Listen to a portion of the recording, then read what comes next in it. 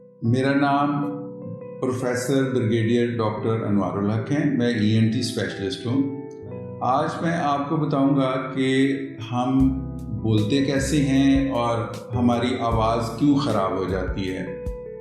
Basically جو گلے کے تھوڑے سے نیچے والا حصہ جہاں پہ سانس اور خوراک کی نالیاں الگ الگ ہو جاتی ہیں، تو اس کا اوپر والا حصہ جو ہے وہاں پر بولنے کا نظام ہوتا ہے. تو وہاں پر 2 تاریں اللہ پاک نے فکس کی ہوئی ہیں. وہ بالکل ایسے ہی ہیں جیسے گٹار کی تاریں ہوتی ہیں. گٹار کو بجاتے ہیں تو اس سے ٹنگ ٹنگ کی باریک آواز نکلتی ہے.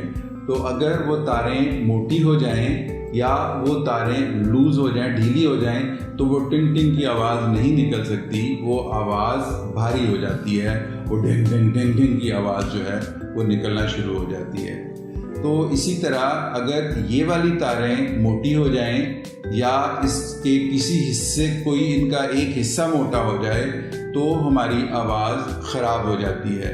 عام طور پہ آپ نے دیکھا ہوگا کہ اگر جو لوگ گانا نہیں گاتے وہ گانا گائیں، نعرے لگائیں تو آواز خراب ہو جاتی ہے. تو وقتی طور پہ گلے کی وہ تاریں سوج جاتی ہیں کہ ان کو ہم اتنا زیادہ سٹرین دیتے ہیں کہ ان میں سوجن پیدا ہو جاتی ہے. اس کے علاوہ جو ہے اگر وہاں پر کوئی بھی چھوٹی موٹی چیز اس کے اوپر چھوٹی سی کوئی دانہ نکل آئے، کوئی گروتھ ہو جائے تو آواز خراب ہو جاتی ہے.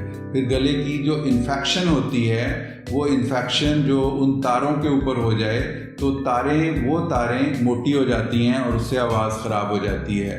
ایک چیز جس کو ہم سنگرز نوڈیول یا ٹیچرز نوڈیولز کہتے ہیں یا ووکل نوڈیولز کہتے ہیں، تو وہ گلے کے عام طور پہ ان لوگوں میں ہوتی ہے. جیسے سنگر اور ٹیچر سے یہ پتہ چلتا ہے کہ زیادہ بولنے سے اس کا تعلق ہے. تو وہ گلے کے ان ٹونسلز جو ووکل کارڈز ہوتے ہیں، ان ووکل کارڈز میں چھوٹے چھوٹے نوڈیول سے بن جاتے ہیں اور ان نوڈیولز کی وجہ سے آواز بیٹھ جاتی ہے اور صحیح آواز نہیں نکلتی. اور ان 2 تاروں کا وہ 2 تاریں عام طور پہ انورٹڈ وی کی شکل میں ہوتی ہیں اور جب ہم بولتے ہیں تو ای کی آواز پیدا ہوتی ہے اور پھر ہم سانس اندر لے جاتے ہیں. جب سانس باہر نکالتے ہیں تو تھوڑا تنگ ہو جاتی ہے. تو عام طور اس طرح ان کو بولنے کے لیے اس طرح آپس میں اپروکسیمیٹ ہونا ضروری ہوتا ہے. اور جب یہ اپروکسیمیٹ ہوتے ہیں، ان سے اندر سے ہوا گزرتی ہے تو وہ آ کی آواز پیدا ہوتی ہے. اور باقی اس آ کی آواز یا ای کی آواز کو ہم اپنی زبان، ہونٹوں، دانت کے ساتھ یا ہمارا جو تالو ہے اس کے ساتھ ہم ایسے موو کرتے ہیں کہ وہ الفاظ ادا ہونا شروع ہو جاتے ہیں. تو اب آواز بھاری وہیں سے ہوتی ہے جہاں پر بیسیکلی آ اور ای کی آواز نکلتی ہے، جس کو ہم وائس باکس یا لیرکس کہتے ہیں. تو ہم عام طور پہ یہ کہتے ہیں کہ یہاں پر اگر بالکل چھوٹی سی بھی کوئی پرابلم ہو جائے تو اس کا فوری طور پہ پتہ چل جاتا ہے.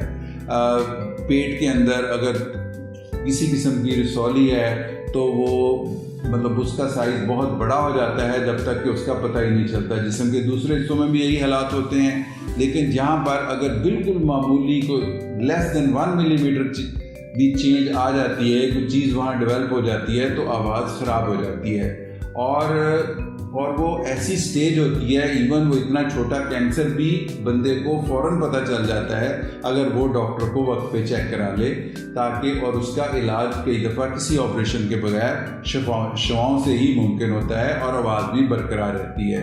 لیکن ان آواز کو اگر زیادہ موٹے ہو جائیں اور دوائیوں سے نہ ٹھیک ہوں تو پھر ہم ووکل کارڈز کا آپریشنز کرتے ہیں اور اس آپریشن کرنے کے بعد ہم اس چیز کو، اس ووکل کارڈ کو دوبارہ سے پتلا کرتے ہیں، جس سے آواز دوبارہ نکلنا شروع ہو جاتی ہے. تو کئی دفعہ اس کا کچھ حصہ ہمیں نکالنا پڑتا ہے اگر خدا نخواستہ کینسر ہو، اور اگر کینسر زیادہ بڑا ہوا ہو تو پورے کے پورے وائس باکس کو بھی نکالا جا سکتا ہے. تو آواز پیدا کرنے کے لیے ہمارا وائس باکس سانس کے نالی کے اوپر والے حصے میں لگا ہوتا ہے، اور اس اوپر والے حصے میں اگر کوئی پرابلم ہو تو ہماری آواز خراب ہوتی ہے. اور اس لیے جب بھی آپ کی معمولی بھی آواز خراب ہو یا چند دن سے زیادہ آواز خراب ہو جائے تو بہتر یہ ہے کہ آپ اپنے لیرنس کا معائنہ کرائیں تاکہ اس کی تشخیص ہو سکے اور اس کا باقاعدہ جو بھی مناسب علاج ہے وہ کیا جا سکے. شکریہ.